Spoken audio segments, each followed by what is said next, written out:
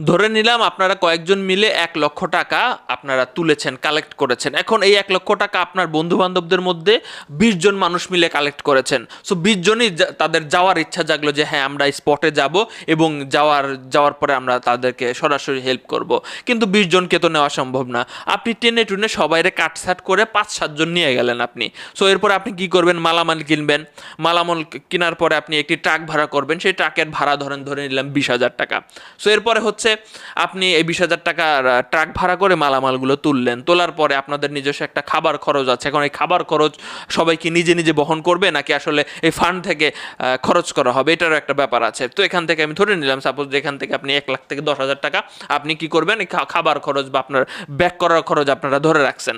So এরপরে আপনারা গেলেন, উদ্দেশ্যে রওনা দিলেন ফেনীর উদ্দেশ্যে। যাওয়ার পরে আপনার মাঝপথে দেখলেন যে আপনার গাড়ি আর লড়াচড়া করে না, আপনি রাস্তা না জেনে রওনা দিয়েছেন। তো সেখানে আপনার একদিন কেটে গেল। তো সেক্ষেত্রে আপনাদের পরিস্থিতি আরও খারাপ হয়ে গেল। এর পরবর্তীতে আপনি সেখানে খুব কষ্ট করে পৌঁছালেন। আপনারা কত 7-8 জন মানুষ কিন্তু সেখানে আছেন। সেখানে খুব কষ্ট করে পৌঁছানোর পরে আপনি আগে থেকে কোনো বন্ধুবান্ধব বা কাউরে বলে রাখেন নাই যে বোট রেডি রাখবি। সো আপনি এখন মাল কোথায় কিভাবে নিয়ে যাবেন এই প্যারাতে পড়ে গেলেন, টেনশনে পড়ে গেলেন। সো আপনি পরবর্তীতে অনেক কষ্ট করে আরও 20,000 টাকা খরচ করে আপনারা চিন্তা করলেন কি একটা বোট ভাড়া করব। এখন এই বোটে আমি মালামালগুলো তুলে আমি জনগণকে দিব।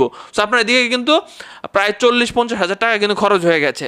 সো আপনি মাত্র 50,000 টাকার মাল সেখানে নিয়ে গেছেন। মানুষ কয়জন সাথে? 5-7 জন।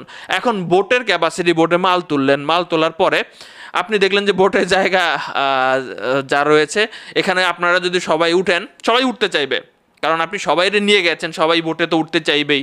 সো এখন এই বোটটা নিয়ে আপনি চিন্তা করলেন যে উদ্ধার করতে যায়, দেখলেন যে বোট আপনাদের লোক দিয়েই ভরা। উদ্ধার করার কোনো চিন্তা ভাবনাই আপনার মাথায় আসতেছে না, বা আসলে 1-2 জনের আপনি উদ্ধার করতে পারতেছেন। এবং আপনি যেহেতু আপনারা প্রশিক্ষিত মানুষ না, আবার দেখেন প্রশিক্ষিত মানুষ যেহেতু না আপনি, তো সেক্ষেত্রে কিন্তু আপনি বেশি দূরও যাইতে পারবেন না। শহরের আশেপাশে যারা আছে এইসব এলাকাতে আপনি ঘুরে ফিরে দিয়ে ফেরত চলে আসবেন। সো এখানে কিন্তু আপনি দেখা গেল যে এই যে বোটটাতে কিন্তু সবসময় 5-7 জন মানুষজন থাকবেই, আপনি উদ্ধার কাজও ঠিক মতো করতে পারবেন না। এবং আপনি কিন্তু এই যে 50,000 টাকা যদি আরও মাল অ্যাড করা যাইতো তাহলে কিন্তু আপনি আরও কিছু পরিবার কিন্তু আসলে প্রকৃতপক্ষে সাহায্য পেত। সো আমরা এইভাবে এই যে মানি ম্যানেজমেন্ট বা এই যে টাকা যে ভালোভাবে কোথায় কিভাবে আমরা খরচ করতে পারি এই চিন্তা ভাবনাটা আমাদের আসলে মাথায় অনেকেরই ঢোকে না। এই জন্য আমরা এই ভুলটা করে ফেলেছি। যেমন এই ছবিটা দেখতে পাচ্ছেন, এখানে ত্রাণ কতটুকু আছে সেটা ম্যাটার করতেছে না, মানুষজন দেখেন কতগুলো। সো ওনারা গিয়ে ওখানে কি করবে? এখানে ওনারা কি সবাই প্রশিক্ষিত মানুষ? ওনারা কি সবাই সাঁতার জানে? বা ওনারা কি আসলে প্রকৃতপক্ষে সেখানে গিয়ে একটা বোটে তো তারাই সকল মানুষ হয়ে যাবে, তো সেক্ষেত্রে তারা উদ্ধার কাজেও যাইতে পারবে না। এবং ত্রাণ কতটুকু নিয়ে গেছে, তো তারা টাকা সেভ করলে ত্রাণ আরও বেশি মানে তারা দিতে পারতো। এখন আসেন টাকা সেভ করে তারা কোথায় দিবে? অবশ্যই বিশ্বাসযোগ্য যারা ফান্ড কালেকশন করতেছে এমন প্ল্যাটফর্ম লাগবে। এইবার কিন্তু কন্টেন্ট ক্রিয়েটররা নিজ নিজ উদ্যোগেই বেশি টাকা পয়সা মানে নিজের যত আছে ততটুকু দিয়েই কিন্তু মানুষজন দেখে মানে দেওয়ার চেষ্টা করেছে। সো এখানে কিন্তু আসলে প্রকৃতপক্ষে সবাই আসলে টাকা তোলার চিন্তা ভাবনা থেকে বেরিয়ে এসেছে। আসন্ন ফাউন্ডেশনকে মানুষ প্রচুর পরিমাণে বিশ্বাস করতেছে। কোটি কোটি টাকা, 20 থেকে 30-40 কোটি টাকা হয়তো বা সেই ফান্ডে চলে গেছে। ছাত্রদের 3-4 কোটি টাকা তো উঠেছেই। টিএসসিতে আপনি যা দিয়ে আসতে পারেন, বা আপনি তাদের কাপড় চুপড় থেকে শুরু করে সব কিছু, মানে বিশ্বাসযোগ্য প্ল্যাটফর্ম অনেক রয়েছে, উপদেষ্টাদের অনেক অ্যাকাউন্ট নাম্বার রয়েছে। সো আপনি কিন্তু এসব জায়গায় যদি সরাসরি এই ফান্ডটা দিয়ে দিতেন তাহলে কিন্তু আসলে প্রকৃতপক্ষে পুরো টাকাটাই হয়তো বা সেখানে মানে সঠিকভাবে খরচ হতো এবং দক্ষ মানুষ দ্বারা খরচ হতো, কারণ তাদের দক্ষ মানুষ রয়েছে। সো আবেগ দিয়ে অনেকেই আমরা ভাবতেছি, আবার সেখানে যাওয়ার পরে অনেক পরিস্থিতির সৃষ্টি হচ্ছে। যেমন আপনি নিজেই আপনাকে নিজে উদ্ধার করবে কি? আপনি দেখা গেল যে সাঁতার জানেন না, বা আপনি অনেকে ফটো সেশন করার জন্য যাচ্ছে ভাই, আবার অনেকেই আবার দেখা গেল যে ওখানে ওখানে নাকি ডাকাতিও হচ্ছে। সিলেটের ব্যাপারটা পুরোটা ভিন্ন, বুঝছেন? সিলেটে প্রত্যেক বাড়ি বাড়ি হচ্ছে আপনার এমনিতেই নৌকা বা বোট রয়েছে, প্রত্যেক বাড়ি বাড়ি রয়েছে। সো আপনার এখানে বোটের সংকট নাই, কিন্তু এখানে বোটের প্রচুর সংকট রয়েছে। সেই জন্য আপনি না বুঝে গেলেই আপনি নিজেই বিপদে পড়ে যাবেন।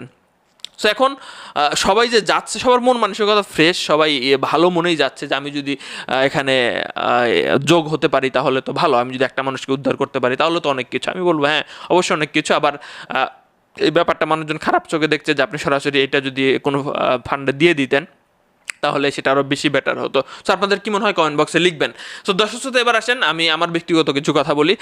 সাপোজ আমি কয়েকজন মিলে আমরা 1 লাখ টাকা যদি গোছায়ও আমরা যদি যাওয়ার চেষ্টা করতাম, তাহলে প্রকৃতপক্ষে আসল কন্ট্রিবিউটটা বা আসল ভাবে আমরা সাহায্য করতে পারতাম না। তো আমরা যদি সেই টাকাটা যদি আমরা কোনো ফাউন্ডেশনে দিতে পারি, তাহলে প্রকৃতপক্ষে কিন্তু দেখা গেল যে পুরো টাকাটাই হয়তো বা ভালোভাবে খরচ হতে পারে। আপনারা সেখানে দেখেছেন আসন্ন ফাউন্ডেশনের শেখ আহমদুল্লাহ হুজুর বলতেছিল যে আসলে প্রকৃতপক্ষে সেখানে এমন এমন জায়গা আছে যেখানে তাদেরও যাওয়া সম্ভব না, আরও প্রশিক্ষিত মানুষ লাগবে, সেনাবাহিনী লাগবে, বিমান বাহিনী লাগবে। সো তাদের কাছেও কিছু ত্রাণ পৌঁছে দিয়েছে। এবং জেলা প্রশাসক বা আপনি কিন্তু সেই এলাকার পরিস্থিতি জানি না, কয়টা এলাকা রয়েছে, কতজন মানুষ রয়েছে, কোনটা গ্রাম রয়েছে, আমরা ফ্রন্টে যা দিয়ে চলে আসলাম। তো সেক্ষেত্রে কিন্তু প্রকৃতপক্ষে টাকা খরচ হচ্ছে, কিন্তু যারা পাচ্ছে তো পাচ্ছে, আবার এগুলো নাকি অনেকে আবার বিক্রিও করতেছে অতিরিক্ত পাওয়ার ফলে, আর ভিতরে মানুষজন পাচ্ছেই না। তো এর ক্ষেত্রে ম্যানেজমেন্টের অনেক ব্যাপার দেখা হয়েছে। আবার দেখা হয়েছে দেখেন যে এখানে অনেক টাকা পয়সা উঠেছে, কিন্তু আমাদের সরকারের একটা ব্যক্তিগত কিন্তু উদ্যোগ থাকা উচিত। কিন্তু এখন তো সরকারই নতুন, আগেরটার কথা তো আপনারা সবাই জানেন।